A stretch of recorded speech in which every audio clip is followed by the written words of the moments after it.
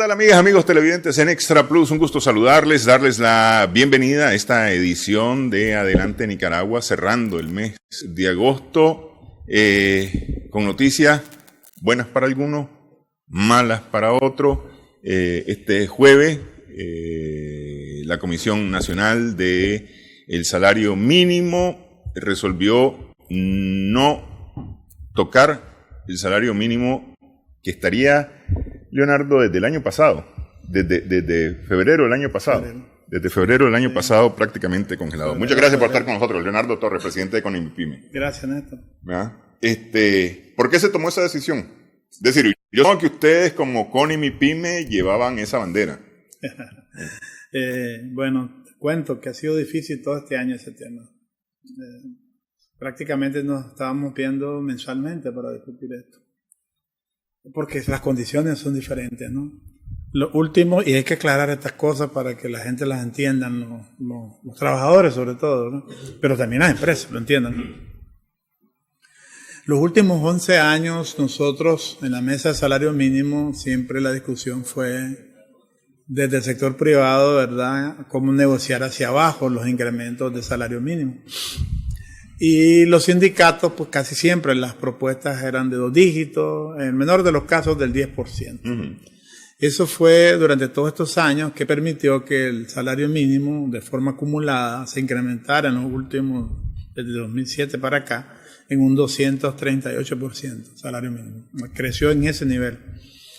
Lógicamente en una situación de mejoría económica que también se trasladaba con justa causa en algún salario mínimo que permitiera no satisfacer las necesidades de poder adquisitivo de los trabajadores elementales. Este es el primer año de tantos años que la discusión era: no podemos aumentar el salario mínimo. Ya no era qué porcentaje podemos aumentar.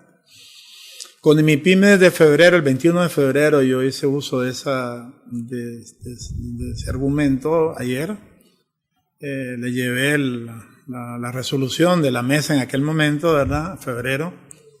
Llevó su propuesta bien argumentada, basada en 3 principios que nosotros habíamos consignado con CONIMIPYME para la discusión del salario mínimo del 2019. En primer lugar, el argumento esgrimido por CONIMIPYME, y fuimos nosotros que lo esgrimimos desde febrero, desde el 21 de febrero, según consta en el acta, era proteger el empleo actual. Ese fue nuestro primer argumento, y nos expandimos en la explicación en esa reunión de por qué había que proteger el empleo actual. Lo volvimos a retomar, volvimos a leer ese planteamiento de CONIMIPYME ayer. El segundo era generar nuevo empleo, que nos dieran posibilidades de generar nuevo empleo, que nos facilitaran la generación de nuevo empleo.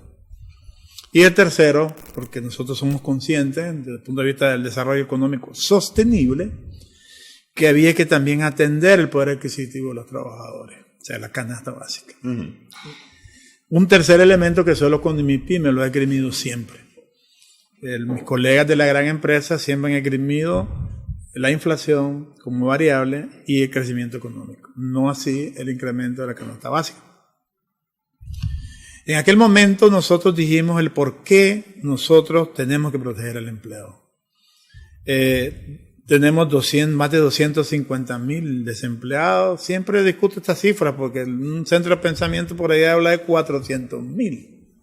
Que no sé de dónde lo han sacado, pero bueno, pongámosle, yo digo 250,000, es una cifra más o menos de consenso de los agentes económicos.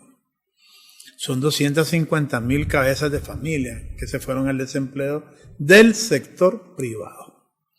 Porque el Estado, no se dice con todas las letras, el gobierno central mantuvo y mantiene todavía el empleo en el sector público. Si han habido algunos despidos, han sido muy puntuales, pero no ha sido masivo. O sea, no es cierto que el gobierno central ha despedido 10,000 trabajadores, 5,000 trabajadores. Nosotros sí despedimos.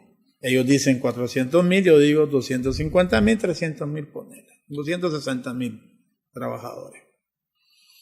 También es cierto que desafiliamos nosotros, el sector privado, no así el gobierno, más de 80.000, casi llegando a 100.000 trabajadores de la seguridad social, del sector privado, desafiliados. Entonces, no podemos darnos el lujo de perder un solo empleo de los que actualmente tiene el sector privado, por una sencillísima razón. O sea, ¿vos creés que los 250.000 personas que fueron afectadas por esta situación y que no le preguntaron o no le dijeron que podía perder su empleo, porque si les han dicho, te estoy seguro que hubiera sido otra la actuación de esas personas y que ahora no tienen cómo resolver, no tenemos la capacidad de volverlos a emplear? Pero de ahí déjame hacer un paréntesis. Aquí en el programa nosotros hablamos con economistas como Néstor Avendaño, que para mí es una persona muy seria, colega, excelente,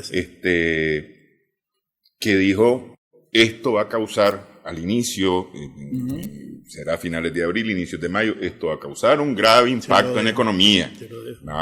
Esto va a implicar reducción de los indicadores, esto va a indicar desempleo, esto va a indicar serios problemas económicos para Nicaragua. Y la respuesta fue, no importa. No importa. Y Néstor ha sido el único colega de clase de econometría en la universidad. Néstor ha sido uno de los pocos economistas que ha dicho que también los paros iban a generar una peor destrucción de la economía. Y lo ha dicho con esos números, con esa claridad. Y como vos decís, nosotros no necesitamos regresar a la escuela de economía para entender de qué pasa con la economía del país. Una economía frágil, una economía débil, una economía que su estructura es muy atípica, no es una economía en desarrollo. Nosotros tenemos una canasta de exportación muy limitada, etcétera, etcétera, etcétera. La estructura económica de Nicaragua es muy frágil. Sí. Sabíamos que eso iba a suceder. La gente responsable sabíamos. Cuando lo dijimos nosotros en abril de aquel entonces, 2018, no les sonó bien a ellos. En los previos medios lo aceptaban, pero cuando las cámaras se encendían, era todo lo contrario. Hoy en día ya lo dicen con más claridad. Estamos fregados. Pero sí es que sabían desde un principio que eso iba a suceder. Entonces, ¿qué pasa? Ahora nos toca tomar decisiones en materia económica, de muchos tipos. En materia fiscal, de seguridad social, en materia laboral, etc. Entonces nosotros, cuando suspendimos las reuniones de salario mínimo, yo le pedí a la mesa, no continuemos con estas reuniones mensuales. Porque está bien pues que venga el Banco Central y nos explique, señores, la proyección de la economía es esta. Difícilmente eso va a cambiar. Lo que estamos generando en cada reunión mensual son expectativas a los trabajadores. Y a nosotros, las empresas, también se nos complica porque genera incertidumbre de los agentes económicos.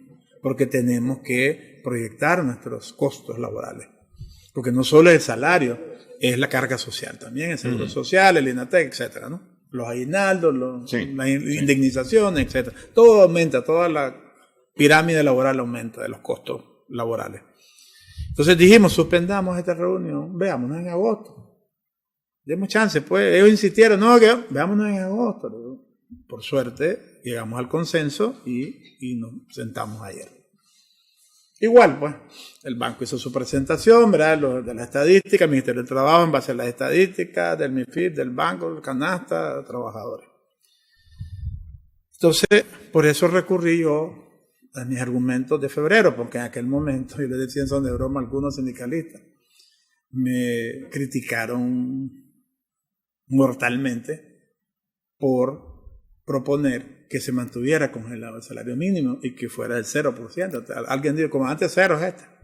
Ayer se lo decía ahí, te fijas, la historia me dio la razón. Ahora vos venís a decir lo mismo, que tuvimos que haberlo dicho desde febrero.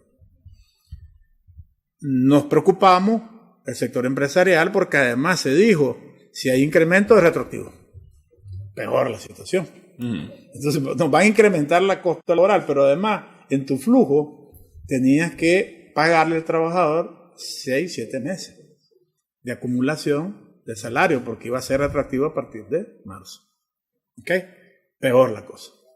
Entonces ahí entramos en toda una discusión jurídica. Nosotros, con el MIPYME me dijo... Pero ¿por qué retroactivo en 6 meses si la comisión tiene un mandato de reunirse 2 veces al año? Es decir, reunirse semestralmente para tomar esa decisión. Porque así, si nos habíamos resuelto en la mesa que teníamos que tomar una decisión en agosto y si se hubiera decidido incrementar el salario mínimo, el sector sindical se plantó en el sentido, y el Ministerio de Trabajo en alguna medida también, que cualquier decisión de salario mínimo tenía que ser retroactiva. Okay. Entonces, eso a nosotros nos complica más la vida. Decimos, eso no es posible. Eso sí no era posible. Sí, porque estás hablando, qué sé yo, pues 500 pesos, 200 pesos que aumentara por cada mes, por 7 meses. Por 7 meses, por cada trabajador. Ahora les dije yo ayer, señores, estamos a 2 o 3 meses para pagar aguinaldo. ¿Cuántos de nuestras empresas? Que estamos obligados ustedes a provisionar. Sí, contablemente suena muy bonito. Les dije a los sindicatos, suena muy bonito que ustedes me digan que contablemente estamos obligados a provisionar. Este no es un problema de contabilidad. Este es un problema de realidad económica. Las empresas han estado con problemas y si bien es cierto, han venido provisionando su aguinaldo, hay algunas empresas que ni siquiera lo tienen. Sí. Y que van a negociar con sus trabajadores. Es más, que no tienen el salario de este mes. Pues sí, entonces no me hablen a mí de que provisión, de que todos los meses, como si estuviéramos en la normalidad, Leo, no estamos en eso. Ahora, ¿a qué nos podemos arriesgar? A destrucción de empleo. Y eso sí es grave para nosotros. ¿Qué le van a decir a estos 250,000 trabajadores que están desempleados? A ellos no les interesa el salario mínimo, porque no tienen salario. Hay 303,000 trabajadores que están en salario mínimo. A eso sí, pues hay que explicarles, ¿verdad? Incluido 103,000 o 133,000, creo que son 133,000 que son del Estado, empleados públicos. El Estado se había provisionado, o por lo menos lo había puesto en la proyección de presupuesto para 2019 y en la aprobación de presupuesto un 5% de incremento. Eso se anuló. No puede haber incremento. No hay ni para el Estado. Pero bueno, es decir, si el Estado lo tuviera y lo puede hacer, ese es problema del Estado al final de cuentas, me parece. Es decir, a ver. Tenemos que ser coherentes en política correcto, económica. Pero con todo y todo. El Estado, ¿quién paga los salarios de los trabajadores públicos? Correcto. Las empresas. Pero justamente es ahí el asunto. Es decir, yo lo que te digo es, a ver, en tu empresa, si vos tenés para pagar sobre el salario mínimo, pagás sobre el salario mínimo. Okay. Y si tenés para hacer incrementos semestrales, anuales, los haces. De tus ingresos. Sí, correcto. De tus utilidades. Inclusive sacrificás utilidades, margen de contribución. El Estado no. El Estado, sus ingresos se generan del sector empresarial. Pero teniéndolo presupuestado, en teoría debería de poder hacerlo. Claro, pero estamos en una... A ver, si tenés un agujero, mi querido amigo, de 317 millones de dólares, que tuviste que hacer una reforma fiscal para corregirlo, para tratar de taparlo, no tiene lógica que vas a aumentar el gasto público en gasto corriente, que es salario. Tiene lógica que mantengas la inversión pública, que es generadora de empleo y que es desarrollo económico, pero no tener 250,000 desempleados en la calle, pues que no tienen ni un peso. Y vos vas a estar aumentando el salario pues en el Estado. Pues mira, no es coherente pues en política económica, pues que le pidas el sacrificio a los trabajadores nuestros y los otros no se sacrifican, pues, pero los otros también sus ingresos producto de las operaciones de nosotros, no tiene lógica. Y yo agradezco pues que ha sido sensato el Estado al no aprobar ningún incremento, porque no tenía lógica. Era inconcebible un trabajador de cierto nivel, de cierta clase, por decirlo así, y otro trabajador de otro nivel o de otra clase. Ok, vamos a hacer una pausa. Sí. Hay un balance que ustedes tenían que hacer en su punto 1 y 2. Sí. Porque tenés que cuidar el empleo, pero también tenés que ver el tema de la canasta básica. Canasta que no está estacionada, no está frisada como están los salarios desde el año pasado. Hablemos un poco sobre eso al regresar. Estamos en Adelante Nicaragua, conversamos con Leonardo Torre.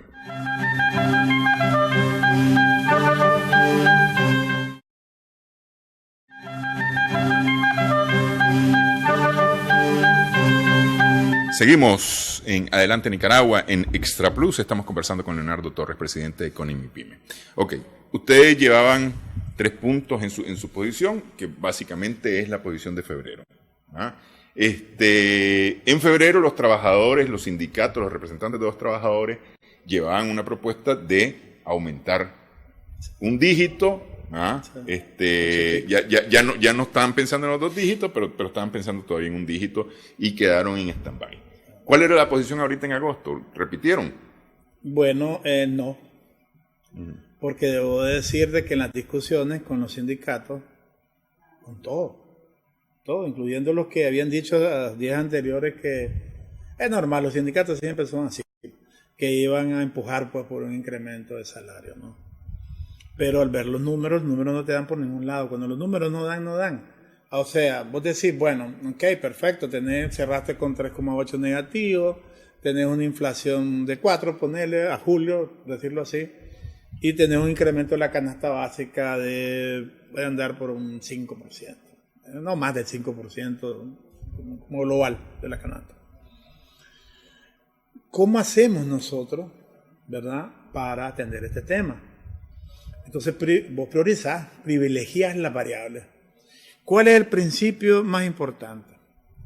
Incrementás salario mínimo, que a lo mejor ayudas un poco al poder adquisitivo de la canasta básica, pero eso significa incrementar los costos laborales de las empresas, sobre todo de las MIPYMES, porque la gran empresa son pero ¿qué tan... Bueno, en las pymes es mucho más alto el porcentaje de salario mínimo que digamos en las medianas y las grandes. Sí. Pues ahí hay menos salario mínimo. Menos salario mínimo, pero en mediana hay mucho salario mínimo. En la gran empresa... ¿Qué tanto porcentaje más o menos así? Mira, por decirte algo, en la mediana siempre viene hacia abajo, no hay menos cantidad. Lógicamente si tenés un 18% en la gran empresa, pues lo más que puedes tener en la mediana empresa será un 22, 23%. En la pequeña a lo mejor anda por un 30%, pero en la microempresa, hermano, andan casi la mayoría por salario mínimo. Sí. O sea, de 4.400 y algo que es salario mínimo. 4.500, ponerle redondeándolo. Entonces, si a ese sector, que es el que ha estado enfrentando, ¿me entendés?, la situación, los pilares para la reactivación económica, le meten más costos. Entonces podías obligar entonces a no solo eliminar plazas, sino afectar empresas, porque hay muchas microempresas, son 4 trabajadores. Sí. Entonces te planchás 2 o cerrás, o seguís operando pues a mínima escala. Ya habíamos actuado, habíamos tomado las decisiones de reducción de costos fijos, fundamentalmente planilla, el año pasado. Es que, pero mira, es que te preguntaba el porcentaje de trabajadores con salario mínimo en las escalas, porque al final de cuentas, mucho de la canasta básica no lo producen las MIPYMES, lo producen las grandes empresas. Sobre todo la industrial, pero lo producimos nosotros. El arroz, los frijoles, la verdad es que todo lo produce la MIPYME, que le incremente el valor agregado a una industria grande es posible. Que yo me quedé... La leche. Pues, en una conversación que si no ahorita... la ves en un vaso, te la dan en una caja, pues otra cosa. Mira, en una conversación ahorita me quedé yo, pero realmente pasmado. Al productor en el campo de tomate le están pagando 50 pesos la cajilla de tomate. ¿Y cuánto le pagan el litro de leche? ¿Cuánto está? Si el litro de leche llegó a estar a 7, ahorita está por debajo de 7. ¿Cuánto le pagan el quintal de café? Acordate que es decir, entonces... La gran empresa es comercializadora, hombre. Por ejemplo, dice la gran empresa, es que nosotros tenemos el peso de las exportaciones. Tienen razón, pero son comercializadores ustedes. ¿Quiénes son los productores de café en Nicaragua? Los pequeños productores. Son los que ellos le compran el café que ellos comercializan para exportar. ¿Y quiénes les vende el cacao? ¿Quién les vende la leche? Pero justamente esos son los que ponen los precios. Es decir, exactamente. Los que tienen menos riesgo en el salario mínimo son los que ponen los precios. Pero esa es la distorsión de la economía nuestra. Fue diseñada así, tenemos que ir avanzando. No quiere decir que vaya a desaparecer la intermediación de la comercialización, pero tiene que reducirse. ¿Por qué? Porque lo que ha hecho falta es articulación del sector productivo para lograr las economías de escala que en otros momentos lo hemos platicado. Sí. Entonces, el tema del salario mínimo tiene que ver sobre todo con una afectación de este sector, sobre todo. Pero afecta en general, porque ¿qué pasa? El salario mínimo es un indicador que estimula los incrementos de salario, aunque no estés en salario mínimo. O sea, que si vos aumentas el mínimo, por ejemplo, si tenés a alguien en 5,000 pesos, por decir algo, y lo aumentas 500 más, el que ya estaba en 5.500 Sí, es decir, los demás abajo tienen que ir escalando también porque un poco. No me vas a pegar. Tal vez no en la misma proporción, pero suben un poco. A lo mejor es conserjería que está ahí, entonces te va a decir el ejecutivo, y entonces me voy yo a... ¿Me entendés? Entonces tiende a incentivar el incremento de las nóminas, de la nómina salarial. Entonces hubo un consenso, no fue fácil, ¿verdad? Un consenso de decir, bueno, protejamos el empleo. ¿Qué garantía? Me acuerdo, me lo decían a mí, me ponía a sonreír, pues. Es que ustedes tienen que comprometer, que quede en el acta, dijo un sindicato, que el sector privado se compromete a que no va a despedir. No, espera, un momentito, si nosotros, que sería irresponsable si me pongo a aceptar una resolución de esa naturaleza. En primer lugar, ¿quién soy yo? ¿Quién es con mi pyme? Ni la cúpula empresarial puede atreverse a hacer semejante barbaridad, a decir que no va a despedir un trabajador. No, que no tienen los argumentos para hacerlo. Porque si el argumento fue o es que no podemos incrementar los costos laborales y no se han incrementado más, pues, hombre, mantengamos la planilla, ¿verdad?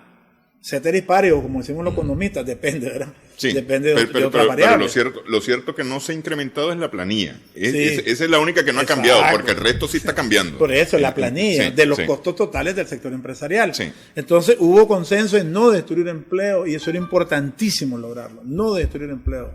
O sea, porque es bonito, Néstor, hubiera sido fácil para un gobierno como este, ¿verdad? De corte muy social, pues salir con un anuncio extraordinario, ¿me entiendes? Vamos a aumentar el 5%, el salario mínimo. Felices todo el mundo, que este es mi gobierno, que no sé qué.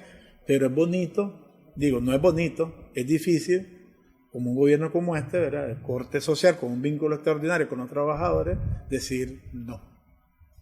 Pero es responsable, porque si hubiera dicho otra cosa, hubiera tomado una decisión que suena bonito, pero con unos costos extraordinarios. Entonces yo creo que fue muy sensato el gobierno, ¿verdad? En el sentido de decir, hombre, discutan, pónganse de acuerdo, pero que no afecte el empleo. Entonces, eso fue lo que se hizo. Se protegió el empleo. Y se nos facilitó un poco, no es que todo se facilitó, pero por lo menos desde ese lado de la nómina del salario mínimo, que pudiéramos generar nuevo empleo, en la medida de lo posible, que la economía vaya fluyendo y vaya creciendo y las operaciones de las empresas vayan incrementando. Resueltos esos dos asuntos, ¿verdad? De la protección y de la posible generación de nuevo empleo, bueno, veámonos en febrero. Yo les dije a ellos, porque algunos decían, ¿y por qué no nos vemos entre 2 meses? No, señores, si vamos a pagar aguinaldo. Es por momento para cualquier empresa de este país y del mundo, creo yo, en el momento en que vos vas a hacer las mayores erogaciones, que las haces en diciembre. Entonces le digo yo, mantengámonos así, y le pedimos al gobierno que también pues fuera en consonancia con esta política, y el gobierno igual decidió no aumentar el 5% que estaba previsto en su aprobación presupuestaria, ¿no?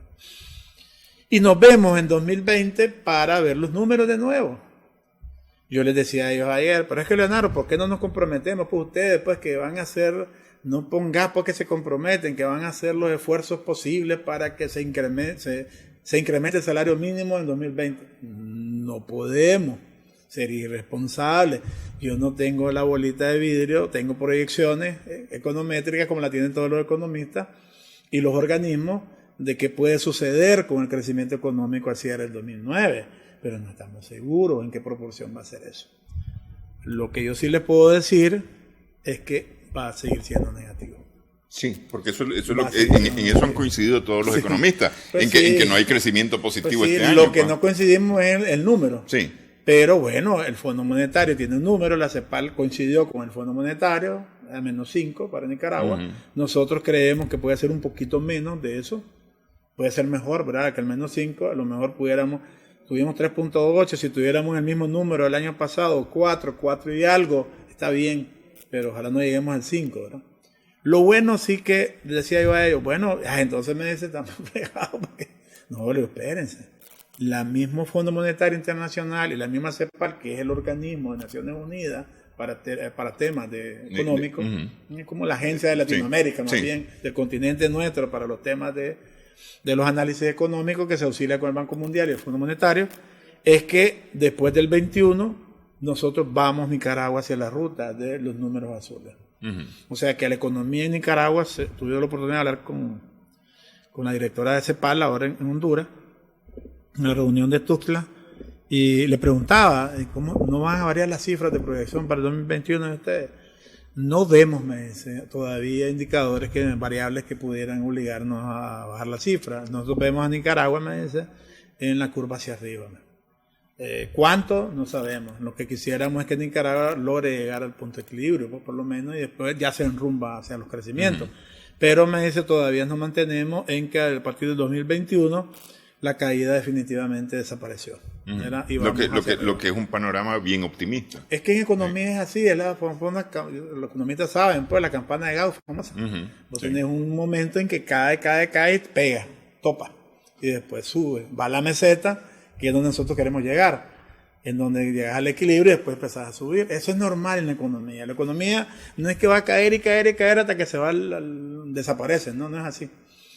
Porque la economía se acopla a los niveles que tenemos en este momento, a los niveles de exportación, a los niveles de ingresos, a los niveles de PIB, a los niveles, ya no podemos aspirar a aquellos niveles, pues, aquellos números. Sí. Entonces creo que fue la mejor decisión, Néstor, no fue la más popular, no era mejor aplaudida por el sector sindical ni por los 303,000 trabajadores que están en salario mínimo, y yo les entiendo, ¿verdad?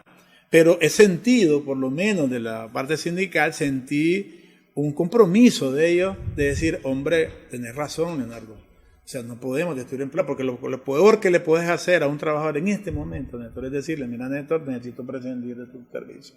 Sí. No puedo seguirte pagando, hermano. Ni modo, te estimo, sos bueno, como tuvimos que hacerlo. Y eso es dramático, Néstor. Yo les digo usted, lo primero, sería que los pondría a ustedes de primero.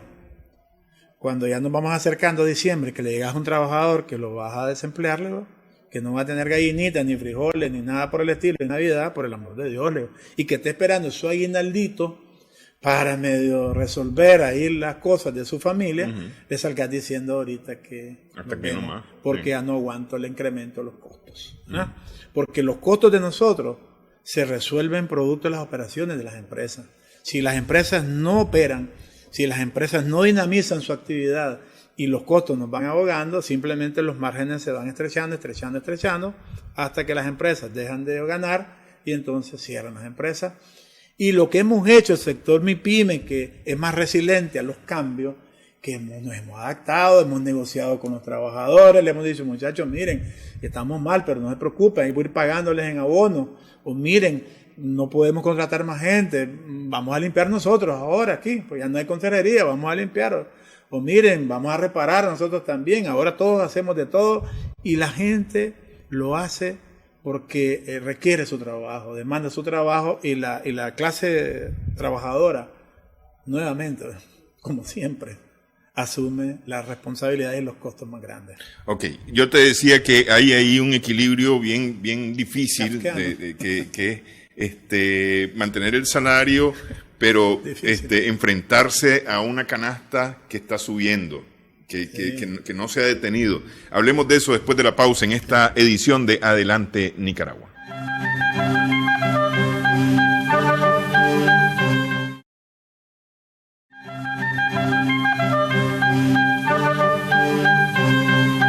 Seguimos en Adelante Nicaragua en Extra Plus. Conversamos con Leonardo Torres, el presidente de CONIMIPYME.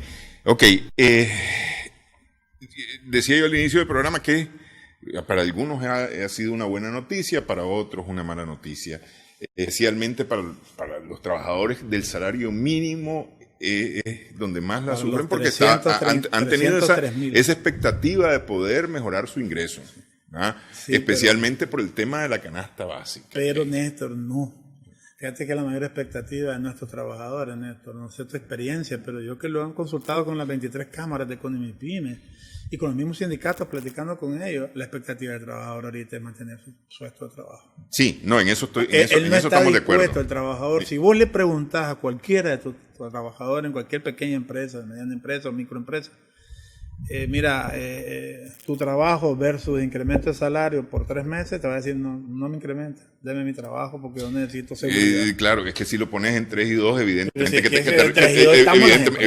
que te responde así. Neto, pero aquí le preguntamos a los muchachos, ¿qué querés? Mantener tu trabajo, y entonces todos van a decir que quieren mantener el trabajo. Posiblemente si estuvieras de este lado un sindicalista, pues sería diferente el discurso. Pero yo represento al sector empresarial. Yo tengo correcto, que velar pero una cosa es eso, que querés mantener tu trabajo, pero otra cosa es que también querés que se te mejore el ingreso. Por supuesto. Es decir, por eso digo que esa es una expectativa que ha habido del trabajador. Por eso te dije que el salario mínimo aumentó desde 2007 para acá en 238% de forma acumulada, porque lo permitía la economía. A ver, yo les decía a ellos en la mesa, pero no es culpa de los que estaban en la mesa, porque los que no estaban en la mesa eran los que sí tuvieron culpa. O sea, no le preguntaron a la gente, hermano, que si iba a ser el costo. Pero nosotros lo sabíamos que si iba a ser el costo. Anda a preguntarle a 1, a 10, a 1000, no te digo 100,000, de esos 250,000 que están ahorita sin empleo, ¿qué es lo que te van a decir? Si ustedes le hubieran consultado que esta afectación económica iba a convertirse en desempleo para usted, o el impacto iba a ser la pérdida de su empleo, ¿qué hubiera hecho usted?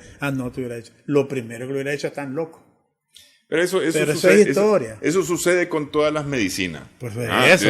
Pero esta medicina, a vos te dicen que te van a dar una medicina para curarte el dolor de cabeza, pero, y no te dicen cuáles son los efectos secundarios. Exactamente, pero nosotros se los dijimos, se los advertimos, y economistas como mencionaste, Néstor Avendaño lo dijo. Pues no me lo creas a mí, pues. Lo dijimos desde abril nosotros. Señores, podemos disentir. Tienen derecho a hacer oposición, a ir en contra del gobierno, a darle pija al gobierno, a todos los del gobierno. Pero no freguemos la economía. No vamos a poder levantar la economía ni en 1 ni en 2 periodos. Así ¿Cómo logramos los nicaragüenses? Y ahí yo creo que todos estamos en un bolsón, porque aquí estamos, especialmente, digamos, quienes colocan precios, quienes ponen precios, hacer que esto sea justo de alguna manera. Porque yo entiendo, el que pone precio dice, lo que pasa es que yo tengo que sobrevivir. Sí, por supuesto. Pero a veces ese yo tengo que sobrevivir es bastante más de lo que tiene el otro. Sí, bastante más. Sí. Entonces, ahí es un tema que nosotros, a vos te conta, aquí lo hemos discutido en el pasado, es lo que hemos venido haciendo las MIPYME. Algunas grandes empresas se nos han sumado en esta cultura, en esta teoría nueva, que no la teníamos el año pasado, ¿verdad? Y sobre todo que se ha fortalecido este año. Es tratar de buscar precios justos. Pero aquí esto ha sido un tema cultural, o sea, que vos no... Y además, el mismo mercado te obligó. El mercado nos obligó a que no podíamos trasladarle al precio todos los costos, manteniendo intocable el margen de contribución, o el margen de ganancia, para que la gente lo entienda, ¿no? Porque el mercado no te lo permitía. El mercado llega un momento, porque aquí cuando se discute canasta básica y todo, lo hemos discutido con algunos excelentes economistas, inclusive el Banco Central, no se ve el elemento sustitutivo. La gente, cuando no son productos inelásticos, tiende a moverse, pues. Si está más caro el pan, tiende a comprar tortilla o plátano, qué sé yo, pues lo que la gente busca, sustituye. O no consume el bastimento, o consume punto. pollo en vez de carne, o queso, deja de consumir, qué sé yo qué. En Nicaragua nosotros tenemos ese problema. Yo creo que ya no, la gente ha venido aprendiendo. O sea, en Europa, por ejemplo, no sé, que estoy trasladando muy largo, el consumidor consume de acuerdo al ciclo productivo. Y tiene su dieta además alineada al ciclo productivo, por decirte algo. Si no es el ciclo de la papa, hermano, no consumamos papa. Pero nosotros somos campeones. Queremos consumir papa siempre porque me gusta la papa. Y la compro cuando no esté en ciclo, cuando no esté en cosecha o cuando está. Eso no puede ser. Si ya sabemos que en cosecha todos los productos de la canasta bajan, tienden que bajar porque la oferta supera la demanda. Nosotros, aquí el elemento sustitutivo ha venido avanzando, pero todavía es muy lento. Porque el NICA tiene una dieta como rara. Bueno, algunos nutricionistas me lo explicaban, es que estamos acostumbrados a eso. Y eso no es un problema del nivel social. Todo el mundo lo hace. Si come gallo pinto 3 veces al día. Sí. O 2 veces por como mínimo, para desayuno y cena, tal vez el almuerzo no. Aquí el sustitutivo está en que mis hijos tienen que comer, aunque sea 2 veces al día, pero tienen que comer aunque yo no coma. Sí. Por ahí es que se ha ido el sustitutivo. Pero todavía seguimos anclados a determinados productos. Nosotros necesitamos movernos un poquito en dependencia de la oferta. Pero eso es un tema que hay que trabajarlo. Pero sobre todo, ¿en qué necesitamos nosotros ser conscientes? En el tema de precios. Lo peor que puede suceder, y se los he dicho a mis colegas, pero son duros de cabeza, que el Estado aquí se ponga a regular precios. Eso es lo peor que puede suceder. Ya lo vivimos, no funcionó. Y entonces lo que se da es un gran contrabando, y entonces empezás a sancionar a gente por andar en un bus 5 libras de queso, como sucedió. A ver, los jóvenes como vos no se acuerdan mucho, pero sí me acuerdo. Eso no funcionó. Entonces, lo peor que puede suceder entonces, si llega una escalada de especulación de los precios, es que entonces el Estado tenga que intervenir. Porque va a tener que intervenir. Porque no puede dejar que su gente no coma, pues, que coma muy, muy caro, y necesariamente solo porque los empresarios queremos seguir manteniendo nuestras márgenes de ganancia. Estoy acostumbrado a ganar el 40%, no quiero sacrificarme a ganar el 20%. No, todos tenemos que bajar el ascensor. ¿En cuánto está la libra de tomate ahorita? 15 pesos. 15 pesos, 16 pesos la libra de tomate. Y al productor le están pagando unos 50 por libra. Sí. Es decir, le están sacando el 1000%. Exactamente. ¿Quiénes? La intermediación. ¿Entendés? Entonces, eso es un problema que tenemos nosotros que verlo. Por eso inventamos, y no inventamos, sino que hacemos las ferias benditas. Entonces, les hemos dicho a la gente, yo no es que tenga en contra nada, yo estudié con Felipe, pues. Felipe Mati, que es una grande persona, los hijos de los gemelos. Y decía, no tengo nada en contra de los supermercados. Pero, lógicamente, como vos pagás el IVA, pues entonces vos tus productos los tenés un poco más caros. En el mercado no se paga el IVA, entonces es más barato. Pero increíble. Entonces, hay productos que en el supermercado están más baratos que en el mercado. Son poquísimos, sí, pero hay. Tal vez algunos productos... Y hay algunos productos perecederos que están más baratos que en el mercado. Habría que ver. Sí. Eso lo estuve conversando con Indec hace alguna contradicción semana, ahí, pero generalmente no. Yo me monitoreo bastante eso y te puedo decir que, por ejemplo, en los mercados, lo que es la vianda, pues la vianda siempre se mantiene precios razonables. Si no vos ves, vos te vas en voz alta al mercado UEM, para no que diste al mayoreo, pues te vas al mayoreo es mejor todavía, o al oriental. Pero andate al UEM, que es caro lo tenés también cerca, pero, hombre, y andá y cotizá, hacerlo este fin de semana. Cotizá en el supermercado X, ¿verdad? ¿Cuánto te cuesta eso? Y andate al Wembe. Y después me llamás y me decís, si te a nivel global, sí, claro, te ahorraste. A nivel global, comprando alimentos es probable que en el mercado sea más barato. Pesos, 600 pesos. Pero para una familia, 600 pesos bastante, del diario, del mercado, un montón de plata. Claro, vos te vas a la abarrotería, vas a encontrar el mismo arroz, el que te gusta a vos, a veces hasta el 96.4, ahí está. Y lo vas a encontrar más barato. Lógico, porque los costos son menores para ellos que los otros. Cuando vos estableces un precio, y lo sabés muy bien, en economía básica, no quiero aburrir a los televidentes, pero es economía básica, ¿me entendés? Hombre, uno suma sus costos totales, en general los costos totales, le agrega su margen de contribución o esperanza de ganancia, que nos dicen algunos, cuánto pienso ganar yo, y eso es igual a precio. Hacerlo muy sencillo, ¿verdad? Precio. Llega un momento en que el mercado no te lo resiste, y por mucho que vos querrás aumentar tu margen de ganancia, o tus costos se van al cielo, que no los puedes controlar vos solo controlas tu margen de ganancia, no puedes aumentar el precio porque la gente no te compra. Y entonces la gente se mueve y va a buscar lo más barato. Hoy en día, mi querido amigo, la gente volvió a la teoría y la cultura del regateo de precios. En todo. En servicio, pero en vianda. Vos antes, mira, vos vas a cualquier supermercado y no puedes regatear con no hay que regatear nada, ¿no? Ahí vas a regatear con la tómbola, vos solito, a ver qué agarro y qué no agarro. Pero cuando llegas a la casa solo te suman. Y al final te cobran el impuesto, ¿verdad? Y entonces ya va el precio ahí, ya va golpeado el precio. Entonces, si es posible, lógicamente, pues el consumidor se va moviendo, ¿no? Entonces el consumidor que tiene menos poder adquisitivo, pues va a ir a buscar aquellos lugares en donde es más barato. Y por eso es que tienen que seguir haciendo la feria verde, la feria de los productores, porque los productores ahí eliminan un intermediario.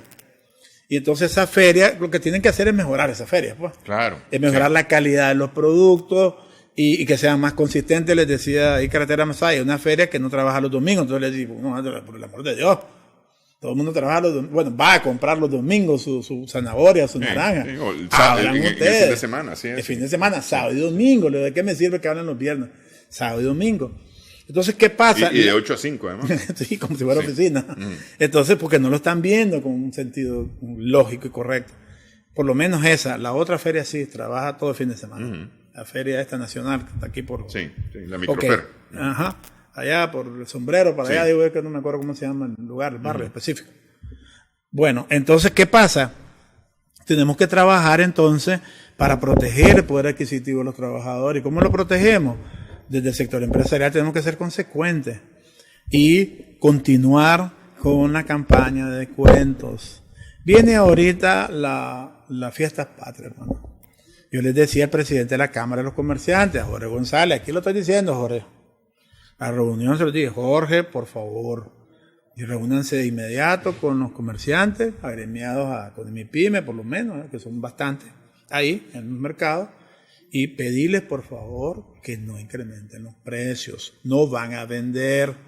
Seguirles insistiendo que el que más barato dé, vende más y por lo tanto gana más. Sí, y ahorita que viene la compradera de uniforme. No, vienen los uniformes, ya te cuesta como 600 pesos el conjuntito ese. Así es. Entonces yo creo que se trata, Néstor, de que todo en Nicaragua tenemos que estar en función de eso. No estoy diciendo que todos los días, mano, en las redes sociales, pues, muchos me felicitan y otros me vuelan pilla, pero no importa. Ese es mi trabajo gremial empresarial.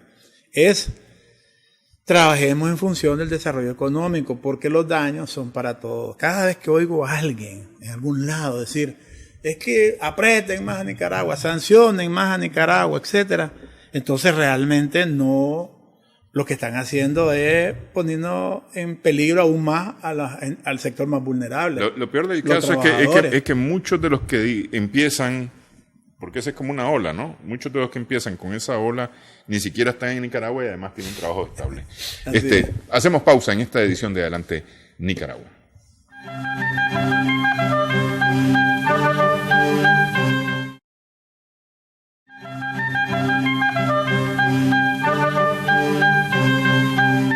Seguimos en esta edición de Adelante Nicaragua en Extra Plus. Entonces, la perspectiva para el 2020, vamos a irnos a la primera sesión del 2020, es que tal vez no, y quién sabe. Más o menos, por ahí anda el asunto. Sí. Tal vez no, y quién sabe. Sí. Mira, si nos disponemos todos, Néstor, ¿sabes qué me entusiasma? Que escucho voces más sensatas ahora, inclusive de los sectores más radicales, que apostaban a que afectando la economía, el gobierno se iba mañana. Yo creo que ya han venido asentándose agua. Esto es así, el tiempo se encarga también de hacer su trabajo. Y entonces el pretender que ahogando a Nicaragua económicamente eso va a agilizar cualquier toma de decisión política es erradísimo. Es una apuesta gravísima. Porque hay que ser muy responsable para hacer esa apuesta. En primer lugar, porque año y medio, 2 años, ponerle, pues, prácticamente, año y medio, pues, porque después vamos a campaña, mediados de 21, año y medio, ponerle, se va rápido. Y la economía nuestra resiste. Y ellos lo saben. Año y medio y 2 años, perfectamente resiste. ¿En qué condiciones va a resistir? Ese es el asunto. Lo que pasa es que hay unas condiciones de fajas apretadas y cada vez más apretadas. Pero esas fajas las vamos a tener que apretar ellos también. Y nosotros, los que estamos en Nicaragua. ¿Verdad? Entonces, ¿qué va a pasar? Yo les digo a ellos, señores, en la medida en que aprieten más y en la medida en que hayan los sectores más vulnerables, sufran más, el Estado de Nicaragua va a tener la obligación de seguir protegiendo ese sector. Entonces este sector, ¿verdad?, va a darse cuenta quién es el que los quiere fregar. Porque este sector sabe bien que la economía no va a resurgir como un ave fénix, porque van a venir los salvadores, ese cuento no existe. No es cierto, pues, que aquí vienen los países y van a venir a dar 20 mil millones de dólares a Nicaragua. Sí, esto no es 1990. No, esto es otro cuento. Esto nos va a llevar... El contexto mundial de 1990 es ese. Nos va a llevar 2 periodos aquí. Y entonces, aquí quien asuma el Estado de Nicaragua tiene que ser muy responsable y tiene que tener un respaldo extraordinario para poder resistir. Porque vamos a tener que continuar siendo muy responsables en la macroeconomía, en política económica en general, en política salarial, que estamos hablando de eso, en política empresarial también, y bueno, no hay un mago, pues, no hay mago aquí, no es cierto, no hay magia. Aquí siempre ha sido el Estado y el sector privado los responsables de la economía de la nación, y así va a seguir siendo siempre. Entonces, insisto, ¿no? Se puede discutir, se puede hablar de reformas electorales, a mí qué me importa, que hablen de lo que quieran. Lo que no pueden hablar nunca es de sancionar a un país. Porque sancionar al país significa endeudar a las nuevas generaciones, significa sacrificar a las nuevas generaciones y no se va a significar votos para ellos. Están equivocados si lo miden así. Es un error.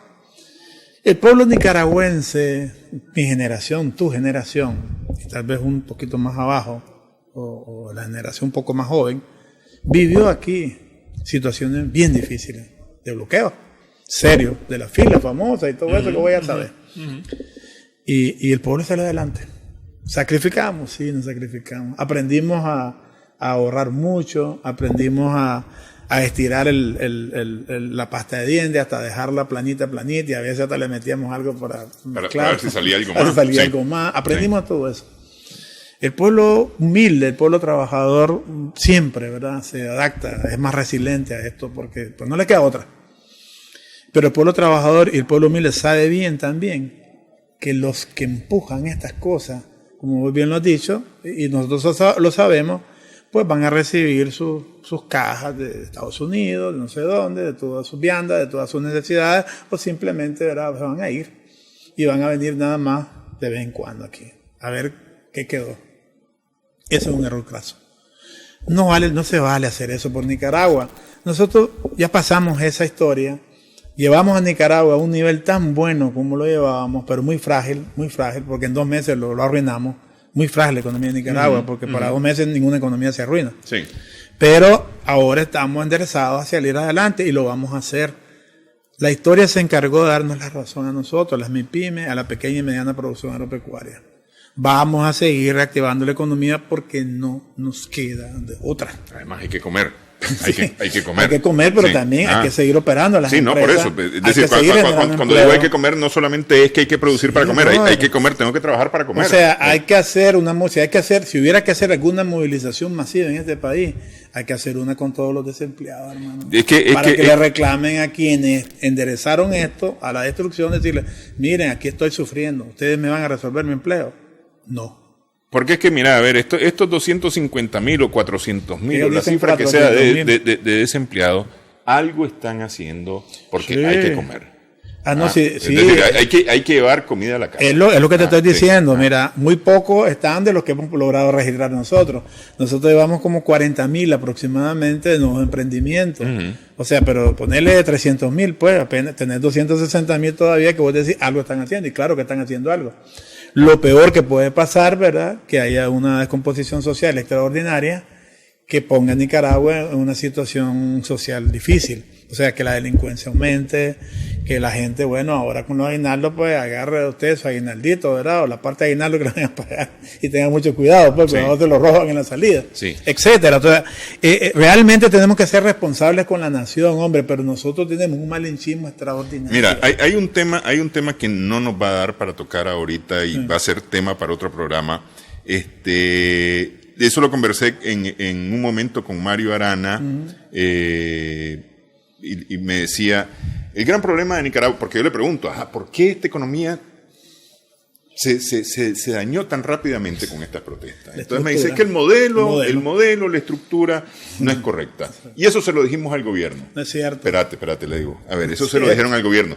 ¿Por qué no la cambiaron? Es que al gobierno se la dijimos y no la cambió. Pero espérame, a ver, vos fuiste ministro. Sí, presidente del banco también. ¿Y por qué no la cambiaron? Si tenías el poder de hacer desde el gobierno, del Banco Central. y no se cambió. Es decir, aquí ya sabemos cuál es el problema. El gran problema es que sabemos cuál es el problema. ¿Qué se va a hacer para cambiar eso?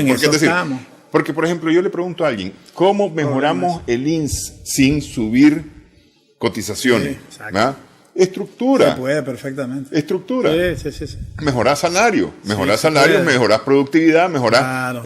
¿Entendés? Sí. O sea, volviendo a dicho, y ellos lo saben, lo que pasa es que no quieren aceptarlo, que el modelo fue diseñado para la gran empresa, fue diseñado para exclusión, fue diseñado para que muy pocos tuvieran mucho dinero y un montón estuvieran más o menos tranquilos y un gran montón no tuvieran mucho. Y entonces la pobreza llegó a los niveles que llegó en nuestro país, ¿verdad? Y que se hizo un buen trabajo en reducción de pobreza, etcétera, en estos últimos años. Se hizo un buen trabajo, pero no se cambió el modelo. Volvemos a lo mismo. Y eso en los últimos años. Hay que cambiar el modelo productivo en Nicaragua.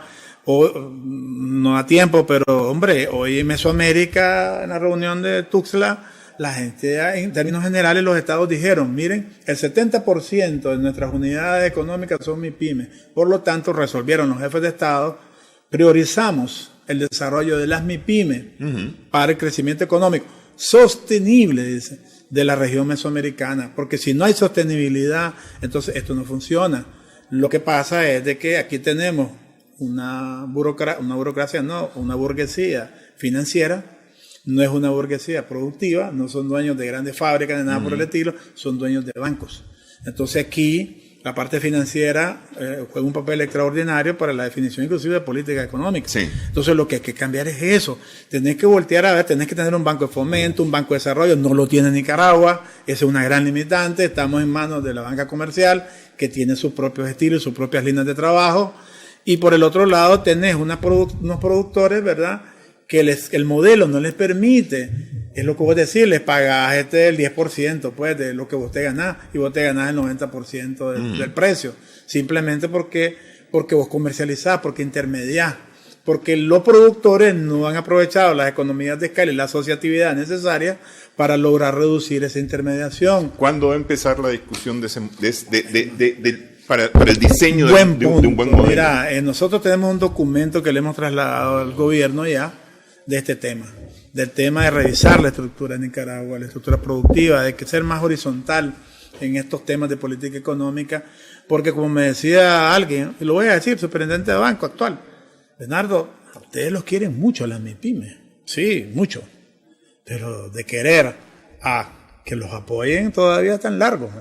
Entonces necesitamos, me dice, que la política de Estado vaya en dirección al fortalecimiento de ustedes. Y eso pasa por un banco de fomento, eso pasa por crédito, eso pasa por definir cuáles son los sectores que vamos a empujar. Eso pasa también, no se trata de excluir a la gran empresa, por supuesto que no, pero se trata de fortalecer la gran base productiva de la nación. A la saciedad hemos dicho, 9 de cada 10 unidades productivas aquí son MIPYMES y de pequeña y mediana producción agropecuaria, hablando del campo. Hombre, ya sabemos hacia dónde tenemos que ir para garantizar entonces pasar este Niágara, ¿verdad?, en un buen barquito, pues un buen botecito, no digamos en el taburete. Pero para eso hay que revisar la estructura de exportación de nosotros. Es un tema complejo, pues, porque cambiar esto, porque también hay, sí, no, yo sé hay que resistencia. Por eso te decía, este tema para otro programa, ¿verdad? Sí, porque yo sé que esto no es soplar y hacer botella, no es que yo te digo hoy, propónganle ustedes al gobierno el cambio y ya mañana están reunidos. Eso no es una ¿no? ley, Sí. no es un decreto, no es nada. Sí. Eso pasa por una serie de políticas de Estado que tengan que ver con el desarrollo. A mí me gusta mucho este tema de la economía creativa, pero tiene que ver fundamentalmente con el desarrollo de las empresas nuestras. Y ahí eso pasa por innovación, pasa por emprender, innovar, crear. Sí, pero mi hermano, usted viene, decide, usted innova y se ve este micrófono. Mira, ya diseñé un micrófono, pero necesito un financiamiento para poder comprar 10 micrófonos. Sí, claro, vender. Claro. No sí. hay. Pero es que eso es lo que necesitamos en Nicaragua. Necesitamos innovar este país. Claro, y necesitamos recrearlo. Sí. Y para eso requerís crédito. El crédito es la gasolina de la economía. Si vos no tenés financiamiento para estos nuevos emprendimientos, para estas empresas que están desarrollándose, que están manteniendo esta economía, por mucha voluntad que tengan estas empresas, y yo agradezco, hay que felicitar a estas MIPYMES, no porque yo esté de presidente hoy, hay que felicitarlos porque han dado el paso al frente.